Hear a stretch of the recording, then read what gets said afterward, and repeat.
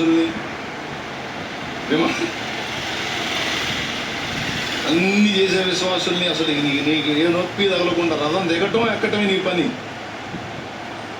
అంతగా చూసే విశ్వాసులు ఇక నీ పోటీ ఉందమ్మా, నీ ప్రయాసే ఉందమ్మా, నీ పోరాటమే ఉందమ్మా.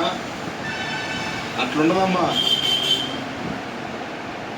ఒకడిని లైన్ చేస్తుంటే ఇంకొకళ్ళు లెగుతుంటాడు, ఒకడిని ఒక ఆమె సరి చేస్తుంటే ఇంకొక ఆమె తయారవుతుంటుంది. పరిస్థితులు ఉండవు. మందిరం కట్టడానికి ప్రజలు ఉంటారు, స్థలం ఉండదు. కొంతమందికి స్థలం ఉంటుంది, ప్రజలు ఉండరు. చెబుతుంటాం, మారరు. విన్నట్టే ఉంటారు, వాళ్ళు చేసేవాళ్ళు చేస్తుంటారు.